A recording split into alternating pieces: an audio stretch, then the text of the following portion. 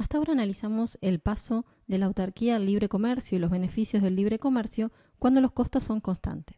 Ahora bien, ¿qué pasa cuando los costos de oportunidad son crecientes?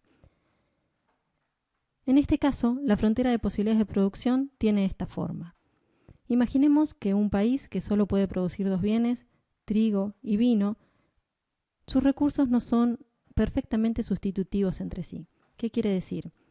En este caso, que no todas las hectáreas tienen un mismo rendimiento o una misma eficiencia para la producción de trigo y para la producción de vino. Imaginemos el caso de Argentina. Si abocáramos todos los recursos a la producción de trigo, podríamos producir el máximo de trigo y nada de vino. Ahora bien, si queremos producir una unidad de vino adicional, necesariamente vamos a tener que dedicar parte de las hectáreas que están produciendo trigo a la producción de vino. ¿Y qué hectáreas vamos a dedicar a la producción de vino? Bueno, las que sean menos eficientes en la producción de trigo. Por ejemplo, hectáreas de la provincia de San Juan, que no son tan buenas para hacer trigo y sí son muy buenas para producir vino o para producir uva. Entonces, en este contexto, una unidad de vino adicional nos cuesta poco en términos de lo que dejamos de producir de trigo. De igual manera, una unidad de vino adicional implica usar hectáreas que son relativamente menos aptas para la producción de trigo y pasarlas a vino. Por ejemplo, hectáreas de la provincia de Mendoza. Y así, cada unidad de vino adicional nos va a costar más en términos de la cantidad de trigo que vamos a tener que sacrificar, porque a medida que vayamos produciendo más vino, vamos a tener que recurrir a sembrar uva en hectáreas de la pampa húmeda, por ejemplo.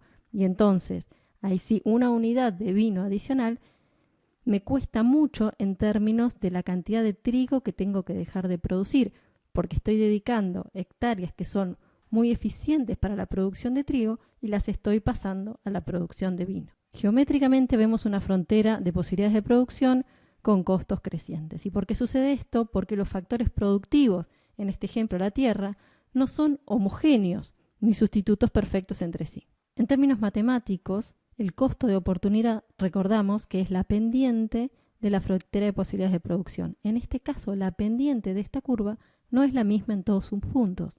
La pendiente en cada uno de los puntos se define como la pendiente de una recta que es tangente a la curva. Tangente quiere decir que solo comparten un punto. De manera que la pendiente en este punto de la curva está dada por la pendiente de esta recta que toca solo en ese punto a la curva. Como podemos ver, la pendiente de la segunda recta es mayor que la pendiente de la primera. Si tuviéramos que subir en bicicleta esta calle, es mucho más empinada que subir en bicicleta esta otra calle.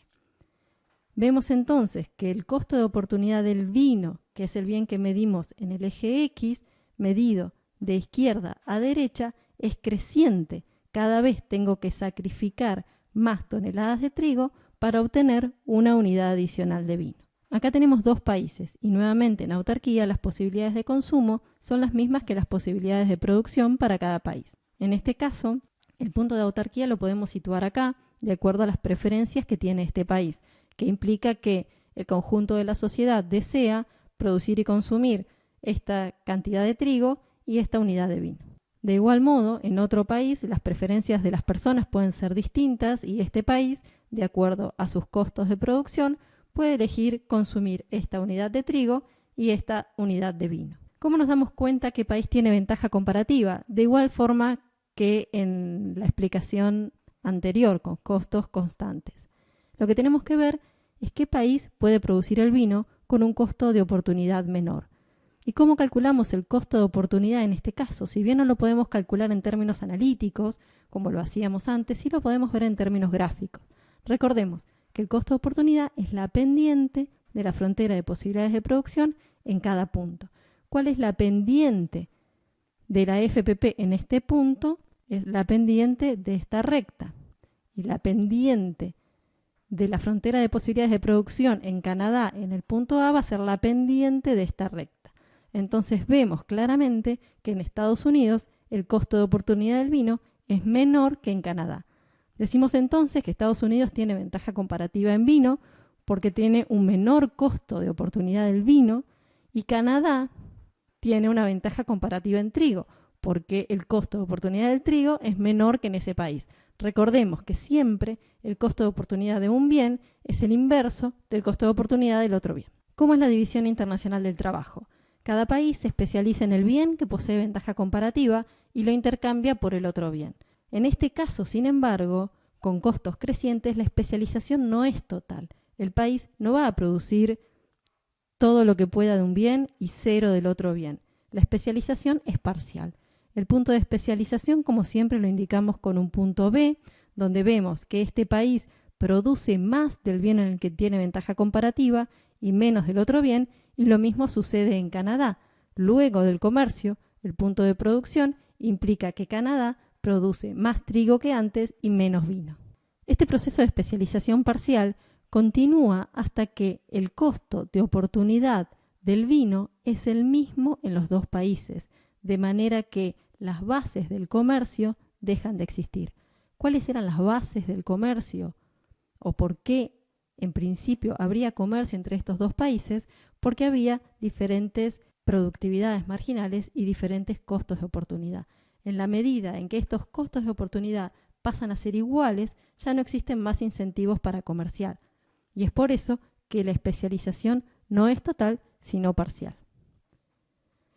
En este punto, donde la pendiente de esta recta es la misma en los dos gráficos, por ejemplo 1, va a pasar también que las importaciones de vino de Canadá tienen que ser igual a las exportaciones de vino de Estados Unidos y que las importaciones de trigo de Estados Unidos tienen que ser igual a las exportaciones de trigo de Canadá, porque estamos suponiendo que existen solo dos países. Lo que vemos, al igual que en los ejemplos anteriores, es que esta curva roja indica la línea de posibilidades después del comercio.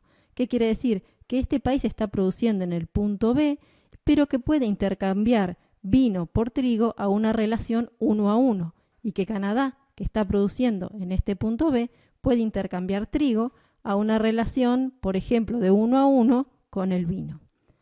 Lo que vemos es uno de los beneficios del comercio, visto ahora con costos crecientes, que es que el comercio amplía las posibilidades de consumo del país.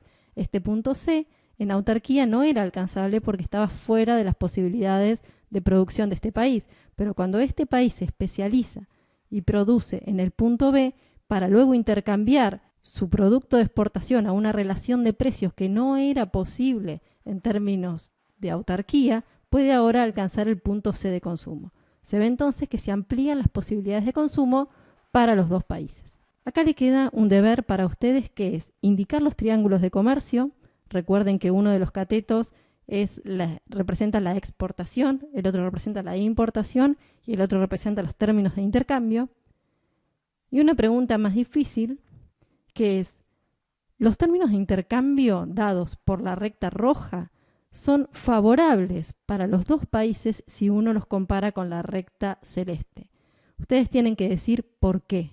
Y para eso tienen que pensar cuál es la ventaja comparativa de cada país, qué es lo que el país hace luego del comercio, si produce más vino o más trigo, es decir, si se especializa parcialmente en vino o en trigo, y qué es lo que mide esta recta. Esta recta mide el precio del bien que tenemos en el eje X dividido el precio del bien que tenemos en el eje Y. Entonces, es algo más sencillo probar que el término de intercambio es favorable para Estados Unidos después del comercio, es decir, que la recta roja es más favorable para ellos que la recta celeste, y tienen que pensar un poquito más cómo se prueba eso mismo para Canadá.